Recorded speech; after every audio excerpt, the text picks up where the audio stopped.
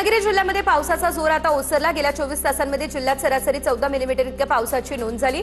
कोकणासाठी पावसाचा yellow alert जारी। बुलढाण्याच्या लोणार तालुक्यामध्ये दमदार पावसाची हजेरी। भुमराळासह परिसरामध्ये पारंपरिक पद्धतीने पेरणीला पेग। अनेक ठिकाणी शेतकरी बैलांच्या साहाय्याने पेरणी करत असल्याचंही चित्र। लोणावळ्यामध्ये मुसळधार पाऊस। मागील साधारणतः 2 दिवसांपासून पावसाने दडी मारलेली, मात्र मुसळधार पावसामुळे वाहन चालकांची आता तारांबळ।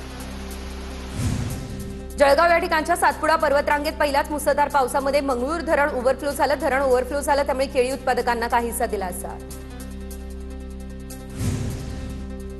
अमरावती जिल्ह्यातील 3 तालुक्यातील 6 मंडळांमध्ये पावसाची अतिवृष्टी। अमरावती, दर्यापूर, अंजनगाव, सुरजी याशिवाय तालुक्यात बरसला धोधो पाऊस।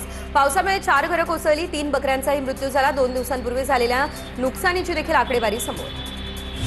नंदुरबार शहर आणि परिसरात पावसाची हजेरी। रिमझिम पावसामुळे शहरासह परिसरात गारवा निर्माण। पावसाच्या सरींमुळे पेरणी केलेल्या पिकांना काहीसा दिलासा मिळण्याची शक्यता। जळगावच्या वाल्मिक नगर परिसरामध्ये नवीन बालविकास शाळेतील मैदानामध्ये पावसाचं पाणी साचलं, तर पाणी साचल्यानं मैदानाला तलावाचं स्वरूप आलं। भंडारा जिल्ह्यामध्ये पाण्याचं मोठं संकट। जिल्ह्यातील 65 सिंचन प्रकल्पांमध्ये केवळ 19.85% उपयुक्त पाणीसाठा शिल्लक। धरणांमधील पाणी केवळ पिण्यासाठी आरक्षित। जून अखेरीस पावसाला सुरुवात न झाल्यानं नाशिक जिल्ह्यातील धरणांनी तळ गाठलाय। जिल्ह्यातील 26 प्रकल्पांमध्ये केवळ 20% इतका पाणीसाठा। गंगापूर धरणामध्ये देखील 30% इतकाच पाणीसाठा शिल्लक।